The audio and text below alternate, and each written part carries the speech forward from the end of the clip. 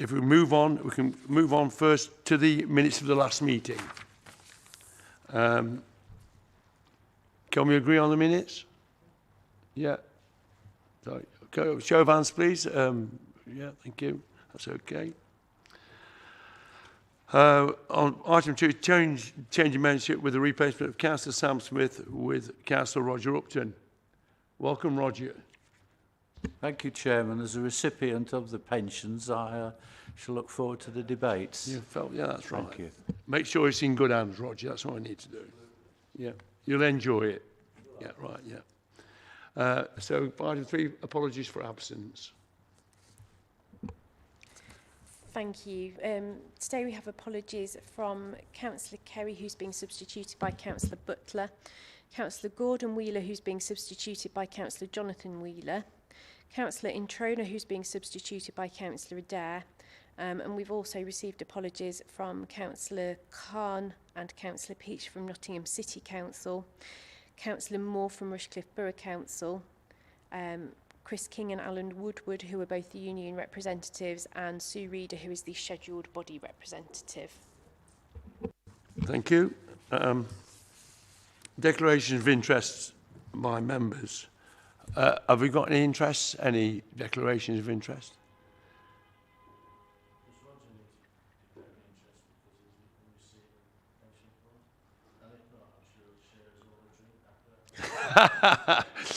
Yeah, well, yeah. You can minute that, yeah. Yeah, you'll buy us all a drink, won't you, Roger? No comment. No, you're not here to have fun. Let's be serious. So we move on to. That's it. Oh, that's the one. Yeah, the pension fund annual report and accounts. Item 5. And before I'd like to ask for a seconder for that. I'll second that. Yep. All right. Thank you, Councillor Garner. I'll second that and reserve the right. Yeah, good. And yeah, that's right. I would like to hand over to Tamsin, who's going to tell us all about it. Thank you. Thank you, Chair. The report presents the annual report and accounts for last year. The overall value of the fund is significantly increased from last year, reflecting the depressed asset values due to the global pandemic in 2020 and the subsequent recovery. Presentations on the performance for the year and developments in pensions administration will be provided at the AGM on 17th of January. Details of this have been published on the Pension Fund website. The external auditors, Grant Thornton, have completed their audit work and have issued an unqualified audit opinion. No material misstatements or uncorrected audit differences were identified. Thank you, Chair. Thank you. Yeah. So have we got any questions on to Tamsin? Councillor Waters. Yep, just having a flick through the report, there's a few constructive comments I'd like to make as usual, please.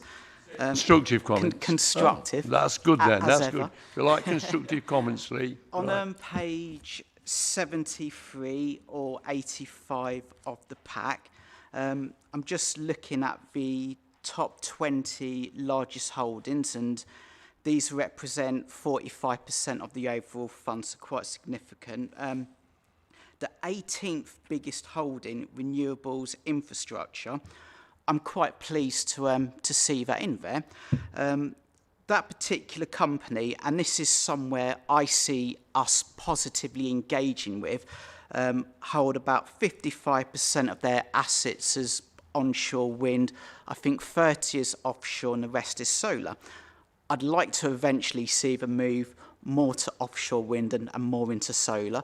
Some of the positive engagement we can do, there's recently been an IPO of another company which are going to list in about a week's time, and they're going to be a renewables company. They're going to be trading on the FTSE, and they're targeting renewable energy in Southeast Asia, where there's 60% of global emissions, and they've secured £25 million from the government.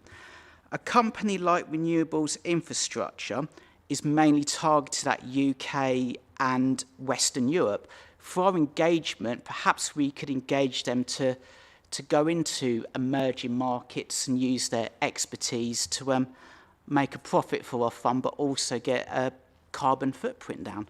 So other holdings, though, which do bring concern, in that top 20, we do have £40 million in BHP.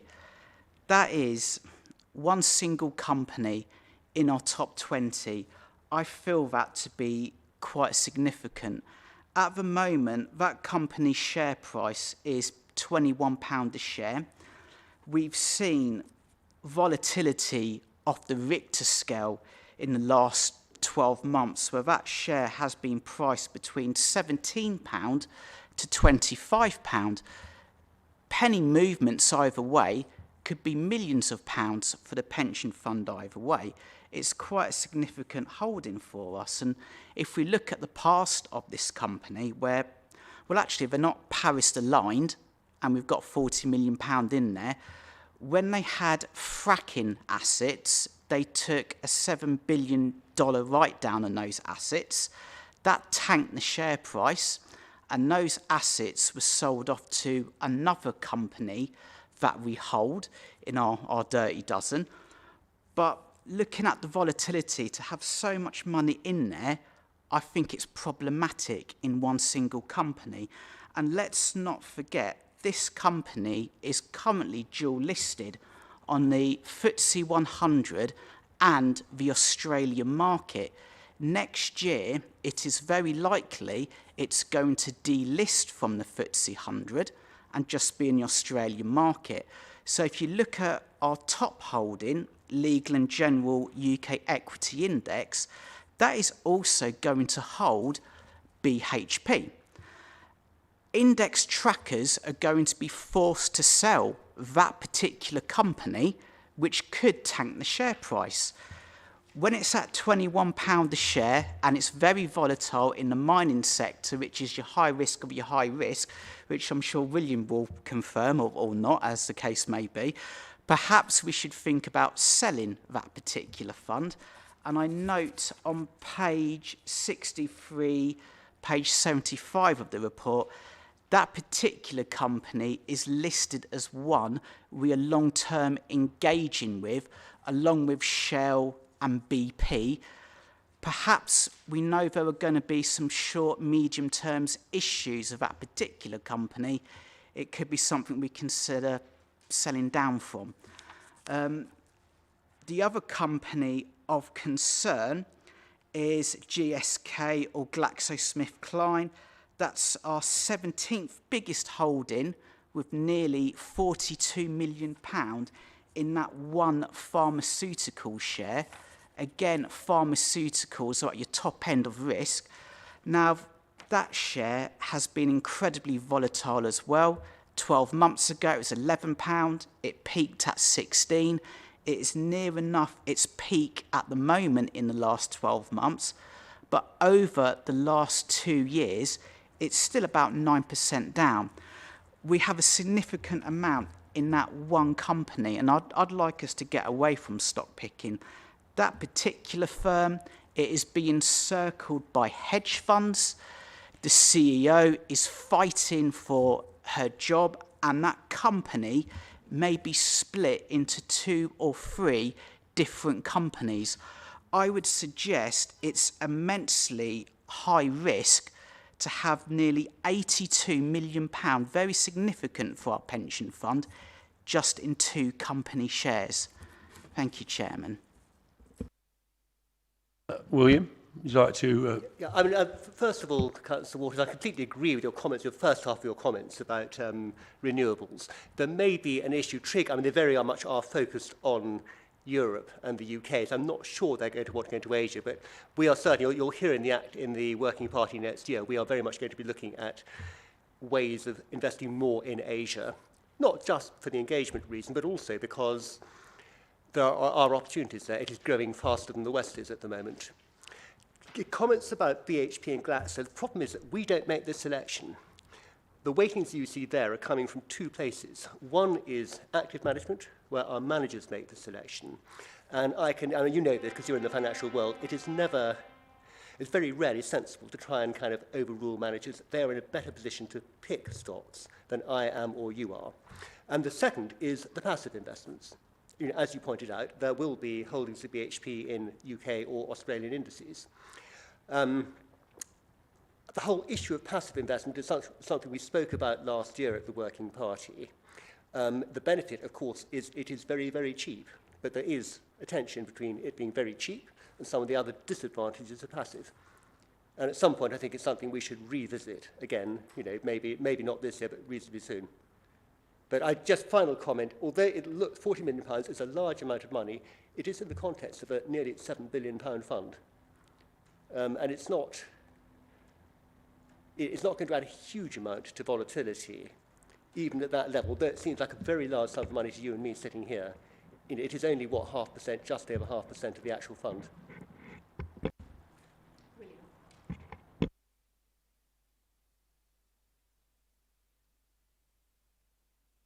In which case, forget the passive bit, this is the active bit.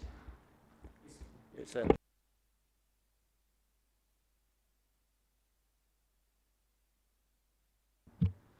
Okay. Just a reminder, being an ex-IFA of some years, stock picking is something that we didn't like to do as laymen, you know, because it was always dangerous, and we can always comment about stocks, can't we? If we had the old crystal ball, we could tell where we're going to go and what we're going to do. And I tend to leave this kind of thing to people that we employ and paying the experts, and they'll take what you've asked them. I'm sure they'll listen to it. But in the end, we take the experts' advice, because we are not experts. I mean, you might be, Lee, by the way, you may be an expert, but I'm definitely not an expert in stock pickers, because I bought BT shares when they were £8 and they went up to 13, and now they're £1.50. So I'm not that bright on that thing. You can't plan that. So can we move on? Anybody else got any questions? Yes, Reg. I was just going to say, when you take the report overall, it's a brilliant report of where you were 12 months ago as to where you are today and the economic climate of what we're living in at the moment. I know you can say it can do this and can do that, but I think it's very, very positive for the fund of the situation it's in now, and that's after many experience, because I can remember when this fund was just £2 billion. Yeah, things can change very quickly, can't they? And we have to keep an eye on it. And I do accept that you look at it, Councillor Waters, and I'm grateful for your input. Thank you.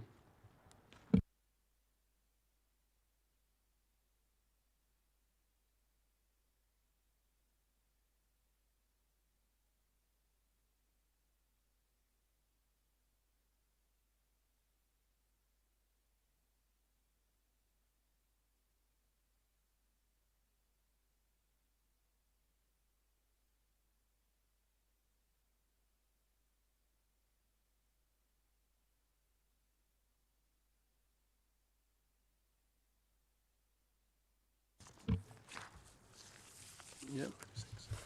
That one. The Department of Work and Pensions Consultation on Climate and Investment Reporting. Before I hand over to Tamsin to present the report, I move the recommendations set out on page 188 of the agenda pack, which asks for the committee to approve the submission of the response, which is attached to the report on behalf of the Nottingham Pension Fund. And I'll second that and reserve the right to speak.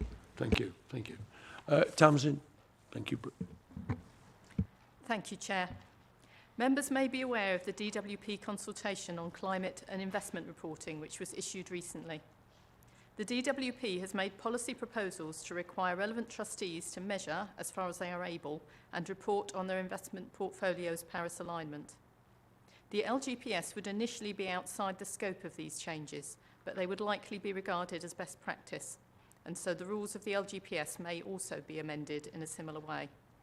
The consultation covers the following areas: measuring and reporting Paris alignment, and stewardship and the implementation statement. The draft response in Appendix A has been written with the support of LGPS Central. Thank you, Chair. Thank you. Have you got any questions or comments? Mike? Thanks, Chairman. Point of clarification, which is anything else, because obviously we recognise that COP26, that consultation has gone back on the back of the Paris Agreement, and at COP26 there was some huge movements, even to into negative carbon targets.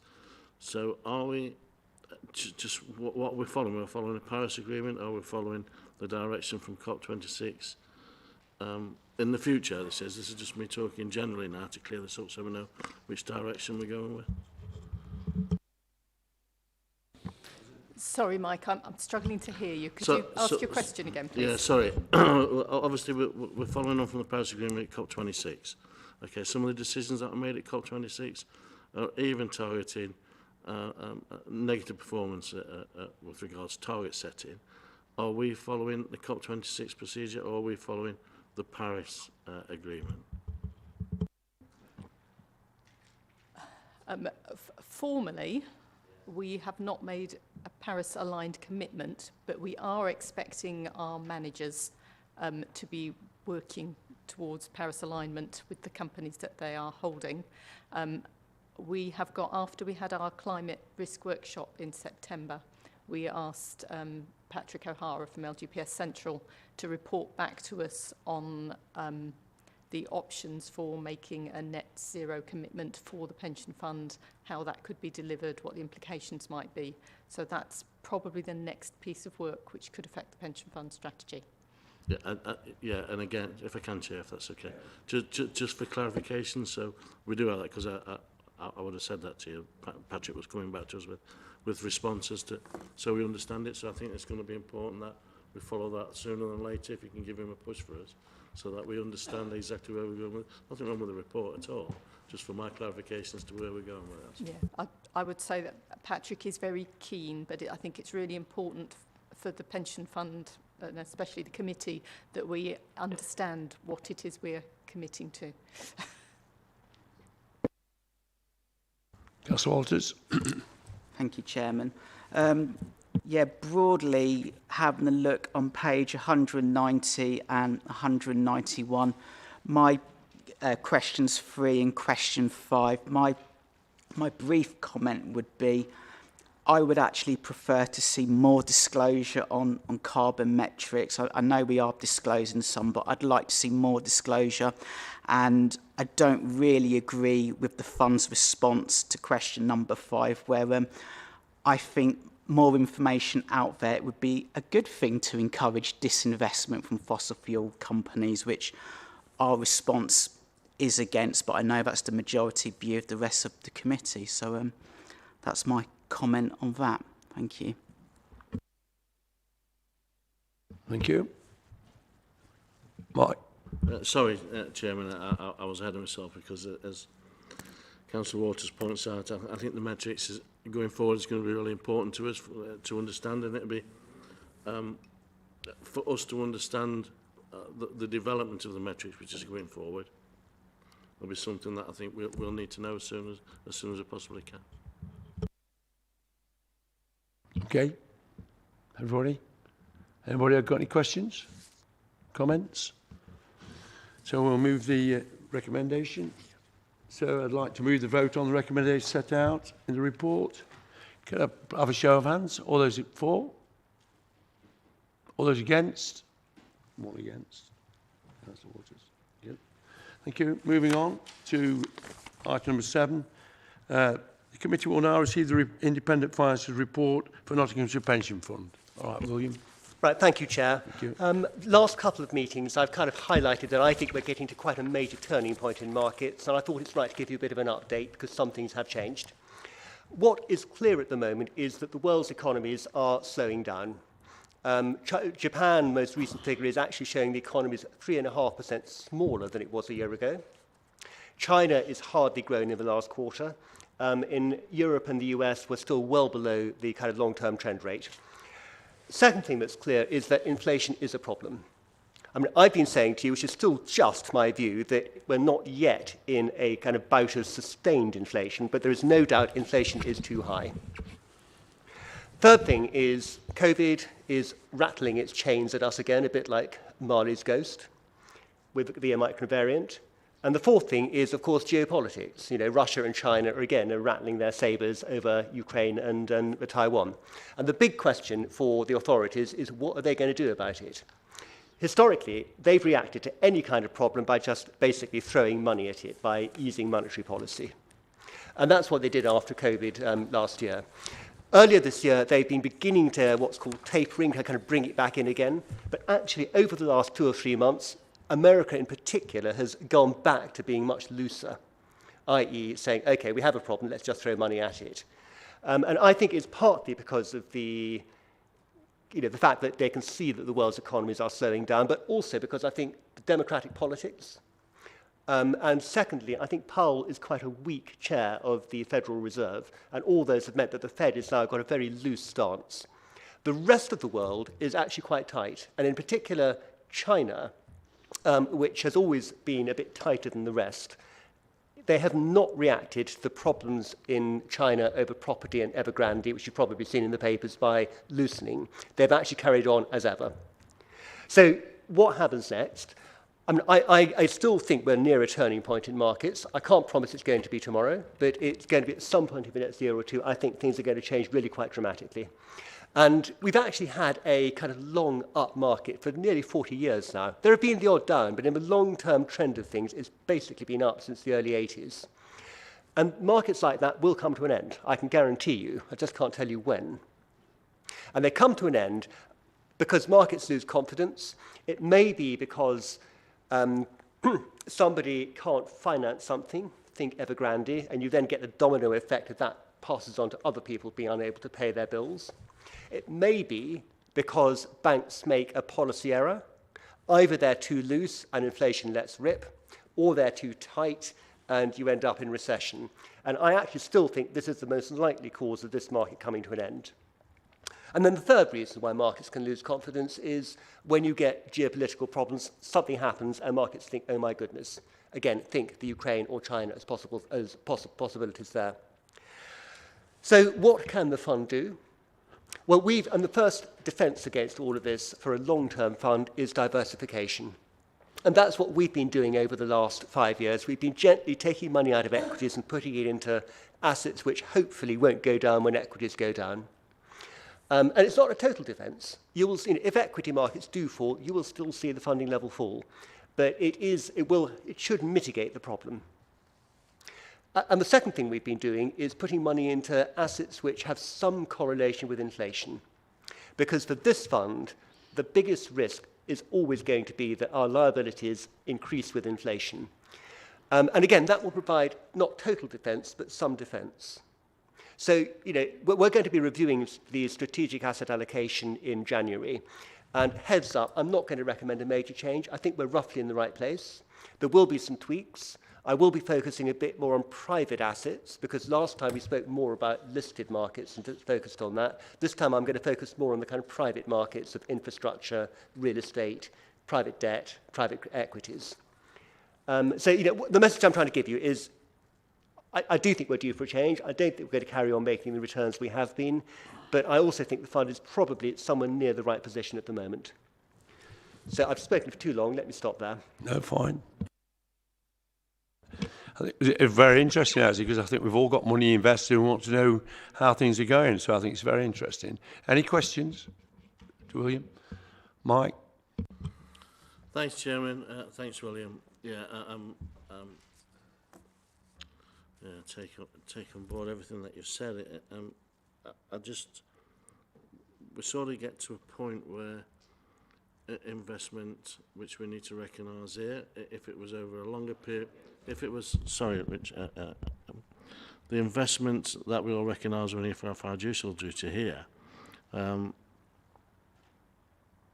if it was sustainable over a longer period with the divestment that certainly Councillor Waters is in, is that something that we would look at in the future? Is that something that you would work with? And also I was a little bit concerned about the move to looking into to more in the Asian market because of obviously the issue that America, Canada, and now the UK are putting sanctions on Asia. My question was going to be to you: do you see that being a negative from an investment point of view? Those are both some of the risks which our managers have to consider when actually investing, and we have to consider when asset allocating. On the first of them, I think we all know that climate change is a major risk. It's not the only risk, but it is a major risk. And I think all our managers, I say are, they certainly should be, and we are encouraging them to look at whether their underlying investments are sustainable. And actually their business model is sustainable in the long term. And that's just part of the general business of investing. I think there is a little bit of an issue in passive investments where you're just investing blindly in the index. And I think we need, we have discussed that in the past, we will again in the future. So I think the answer to your first part is that, although I didn't talk about it there, sustainable is just part of it. Looking for sustainable investments is part of the process of investing today. It's one of the risks, but not the only one. Turning to Asia, problem you've got is, and I spent a lot of time on this particular question of China. China is the biggest, I say biggest economy, it's probably the biggest economy in the world. Almost any investment you make will have China somewhere in its supply chain, so you can't just ignore it. Now, does that mean you have to, first of all, does that mean you should not invest in China? Yeah, that's a question for any fund. I mean, I've come to the conclusion after some thinking that because you can't ignore it, you have to kind of find ways of engaging with the companies. You've still got the rather thorny question of can you engage with the government, and I'm afraid the answer to that is it's very, very difficult. But it's not all bad in China because it is such a command and control economy. If they say they want to do something about the environment, it happens. They closed down after the Olympics almost all their steel firms because they were polluting, and they just focused on the 2 or 3 which were very good. Today, they are focusing on social practices, like, for example, very long working hours. And my guess is that within a couple of years, you'll see big changes on that front. So it's not all bad in China. But I absolutely accept what you have just alluded to, that the Chinese government has some practices which we in the West find completely unacceptable. Just in terms, finally, on investment, again, it's one of those risks, and I think you have to expect a bigger return when investing in Asia to kind of counteract the greater risk of something bad happening on the geopolitical side. But it certainly doesn't mean don't invest in Asia generally, simply because there is growth in that area. Does that answer your questions? Yeah, it does. I think the concern is really the human rights issues, which obviously has been raised by America and Canada, and as I say, now the UK, and if everybody walked around with a flag saying, look, we abuse people, that would be fine, and we know that. So if it was clear who abused the human rights and who didn't, it would be easier to invest in those that didn't. And then, so there's obviously going to be a crossover, but I think it's something that we need to be aware of and challenge the managers on as to the awareness that they're taking and presenting to us. Yeah, I mean, challenging the managers is the right thing to do. And I think if you speak to them, you will find they do challenge their companies. It's always good to kick the tires really hard on that one. Thank you. Thank you, Chairman. William, where you talk about infrastructure and private equity, I imagine you're going to be looking at listed private equity and infrastructure. Alternatively, can a portion, and I'm sure we'll discuss this in January, can a portion of the monies be looked to invest in Nottinghamshire in businesses around here which would be really impactful for the fund to invest in and have mutual benefit of uplifting those businesses and the fiduciary interest of our fund? Actually, the private equities are largely private and not listed. We do have a holding of around 2% of the entire assets in listed infrastructure, like Trig, and we have actually agreed at the August Working Party to put a little bit into listed private equity. which has its advantages and disadvantages, but one big advantage is that it gives a little bit of liquidity. So if we do at some point wish to reduce private equity or infrastructure, then we can do that. I think your question is really about what's nowadays called place-based investment. It used to be called local investment. And it's something which is becoming very much more into focus within the whole LGBS of finding ways to do it. It is tending to be on a UK basis rather than a Nottinghamshire basis, a really local basis, because of some of the conflicts of interest of doing it locally. But I mean, Samson may have her own comments. It's for you to decide what to do here as a committee. I think there's a lot that can be done to help invest locally. And I'm certainly, at a personal level, very supportive of anything you wish to do on that front. But it is ultimately, it's a committee decision whether you want to kind of go down that route, because there are conflicts of interest. The history of investing locally has not always been very good from a financial perspective, and you have to just put all that lot together. Sorry, that's technical jargon, so think hard about it.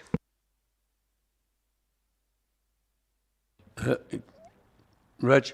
Yep. I think Tamsin will remind us, we've been here before and had this discussion about local investments before, and it's always been pretty well analysed through the fund, through the strategy of the fund, of where the investment would go, with risk averse taken into account. And I think you probably, when you come to your strategy meeting again, you'll actually probably come back to that conclusion. Tamsin? Yeah, just to add to that, we have had some very local investments in the past. They have not done well, though we do have some local investments which happen to be in the Nottinghamshire area as part of UK-based funds. So we are investing locally, but I think most investment managers that have tried to be more locally focused have struggled to find sufficient investments of the right quality to create a fund in that way.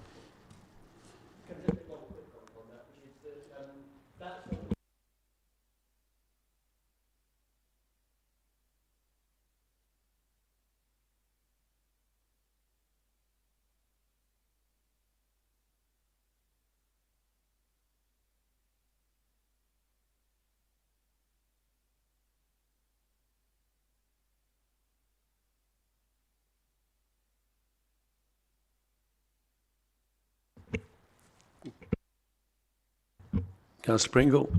Thanks, Chairman. Just to say, I think at this moment in time, if we recognise the levelling up fund that's coming into the East Midlands and locally into Nottinghamshire, then it's right that Councillor Waters raises it and it's on the table and reminds us that it's a possibility. You know, we've been bottom of any investment table for the last 12 years, and that seems to be changing. So perhaps now it is time to have a look at some local investment.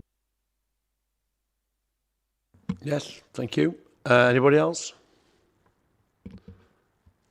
Yeah, if I can just sum up on that, I think that investment at any time is particularly difficult. It's very easy to comment on things when things are on the rise. It's easy to invest money and make money. You're going to earn your money in the next few years, I'm sure. It's going to be extremely difficult. You can't take your eye off the ball. You've got climate change. You've got all sorts of things going off, inflation, you've got the threats of war, there's it's all there for a perfect storm. And I like to think that we've got the right staff and the right investment managers to keep an eye on our funds for us. It's our job to look after that, to watch them and to take you to task. But I trust you to do that. And I'm sure that Eric would be the same. So, just about the local investment, I think we have done it before. Again, that's difficult, and it's Nottinghamshire's missed out, not for 12 years, Mike, for a long time. Even when you're the previous Labour things, we missed out on investment, poor schooling, poor education, poor policing, all from low investment. So yeah, it's time now. We had our fair share of what was going. Well, yeah, well. Yeah. Yeah.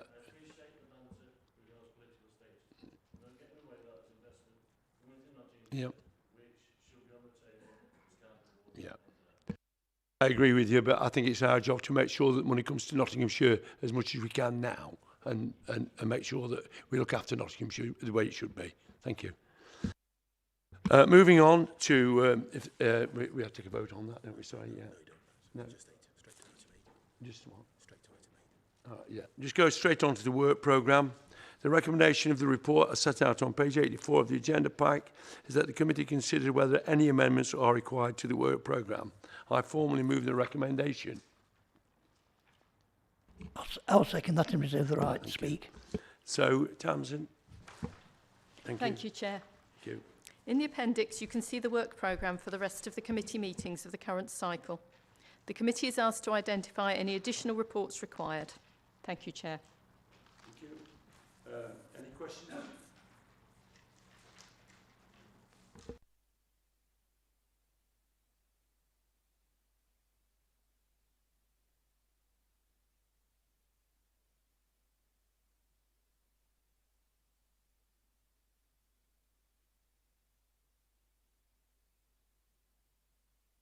Chairman, just to recognise and thank Tamsin for putting the tobacco report in the work programme.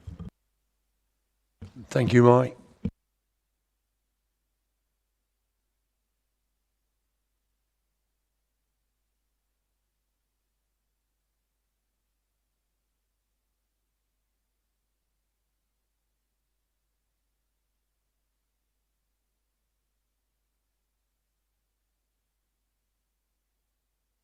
I'll second that and reserve the right to speak. Thank you, Chair.